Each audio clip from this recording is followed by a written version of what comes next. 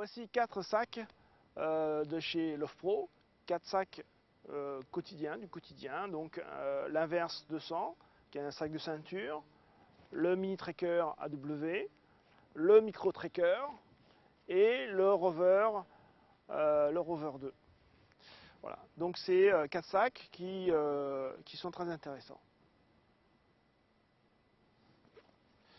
Bon, voilà l'inverse de 100, donc le sac de ceinture qui moi je trouve très intéressant parce que ça va permettre d'avoir un sac sur la ceinture quand on a un gros sac à dos à l'arrière dans lequel il y a tout le matériel photo. Donc ici on va mettre un petit peu de matériel photo qui va être accessible rapidement. Donc on ouvre, pof, on prend son boîtier, son objectif, on fait une photo, on remet. Pas besoin d'aller chercher, d'ouvrir son grand sac, etc. quoi. Donc en voyage, ça peut être intéressant d'avoir ce petit sac en plus. Alors ici le mini tracker, ça c'est mon deuxième sac photo, c'est un sac que j'aime beaucoup, que j'ai depuis pas mal d'années. Ça c'est la nouvelle version. Alors la nouvelle version a l'avantage d'avoir un système de portage de trépied qui est bien fait. Voilà, si on attrape un trépied, on le porte ici comme ça. Voilà, et on a un système pour le porter ici. Voilà, et on a un truc qui est efficace. On a encore une boucle ici éventuellement. Voilà. Voilà, on a un trépied qui est bien tenu. C'est parfait. Et si on n'utilise pas de trépied, hop, on replie ça là-dedans, voilà. Et éventuellement ici on a une poche. Donc un sac qui a été amélioré et très bien amélioré puisqu'on a beaucoup de fonctionnalités supplémentaires. On a ici une poche dans laquelle, par exemple, on peut mettre des jumelles ou un petit trépied. Ici, on a une attache pour mettre les clés, la clé de la voiture. Ici, un stylo. Ici, on a encore des poches. Enfin, ici, on a une paire de jumelles. Une boussole, je veux dire. Donc ils sont dans ce sac et on peut mettre vraiment pas mal de choses. Hein. On peut mettre par exemple un filet de camouflage, on pourrait, ouvert, on peut mettre carrément même la tente à fût, quoi. Ça contient. Hein. Ensuite l'intérieur, bon voilà, un petit exemple de ce qu'on peut mettre dedans, on peut mettre pas mal de choses. On voit ici, ça c'est un 405.6, un 70-200-2.8, là on a encore un objectif grand angle, l'objectif macro, on pourra mettre éventuellement peut-être un flash quelque part. Voilà, ici on a une grande poche avec des petits détails de protection pour pas que la boucle vienne rayer l'objectif. Encore des poches ici. Vraiment un sac qui est très très bien conçu. Alors il est en plus de ça all weather, ça veut dire que en cas de forte pluie, on a la possibilité ici, voilà, de sortir ce sac qui va le protéger du sable et des intempéries qui peuvent abîmer le matériel. Au niveau du portage, on a quelque chose qui est confortable. Hein, c'est pas le minimum syndical, on a vraiment quelque chose ici la sangle là, c'est bien, comme je l'ai dit tout à l'heure, il faut un portage sur la ceinture essentiellement, pas sur les épaules. Il faut bien serrer la ceinture, c'est important. Donc on a cette sangle de ceinture qui va nous permettre de porter sur une longue distance ce mini tracker. Alors il existe deux couleurs pour ce sac, le vert et noir ou le noir tout noir.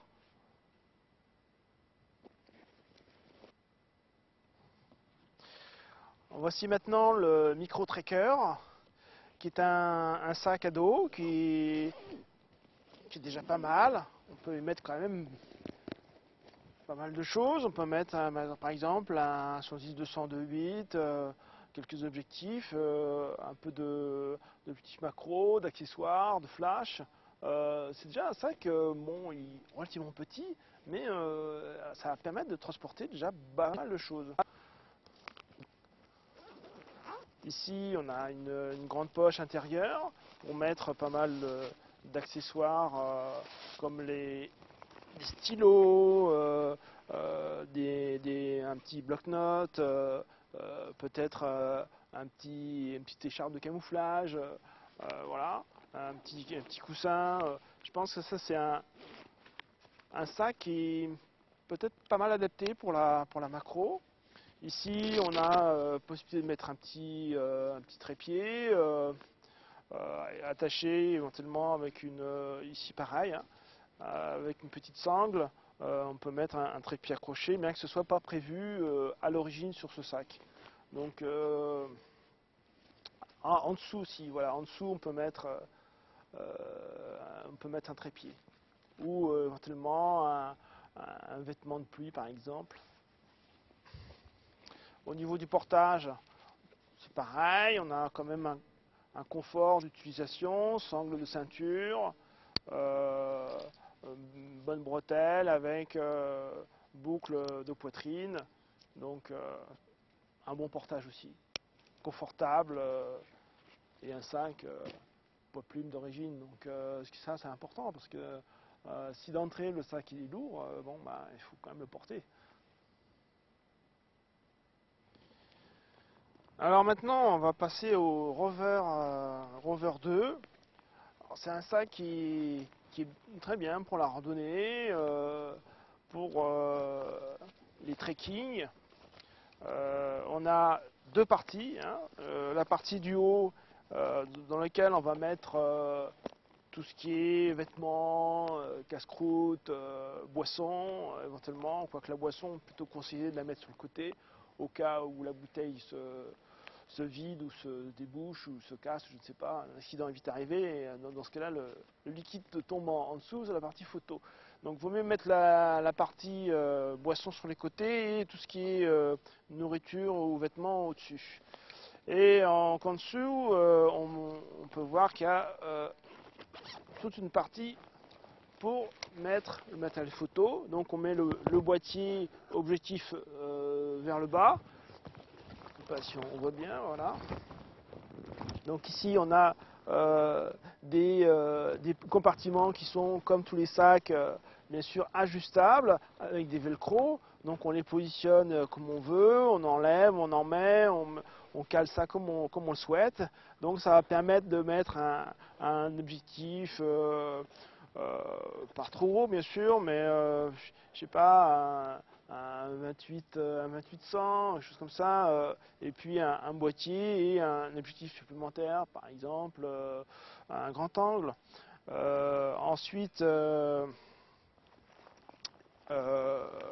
bon, donc sur le devant, on peut mettre encore du vêtement, ou bien éventuellement, ici on a ici des clips pour mettre le trépied, si on veut transporter par exemple un trépied ou un petit monopode. Ici, on a encore des petites poches sur les côtés, hein. Et donc, ah oui, un truc très important chez ce sac, il est un peu multifonction puisque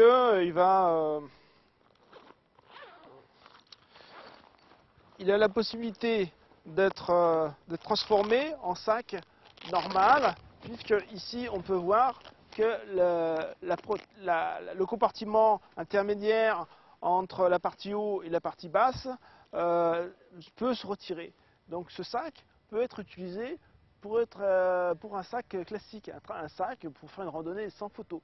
Donc on enlève toute la partie inférieure et d'ailleurs la partie inférieure s'enlève, voilà, sans qu'on ait besoin de tout refaire après. Voilà, on a cette partie-là qui s'enlève complètement pour pouvoir laisser un sac quasiment vide. Donc là, on va utiliser ce sac tout à fait normalement pour aller faire ses courses à Paris, je ne sais où. Voilà, on a un sac tout à fait normal si on a besoin. Voilà. Alors, voilà, pour le transport du trépied, j'ai oublié de dire qu'il y avait cette partie-là qui vient comme ça. Voilà. Donc là, on vient mettre le trépied comme ça. Voilà, ici, et voilà, avec les boucles qui vont permettre de tenir le trépied pour le transport.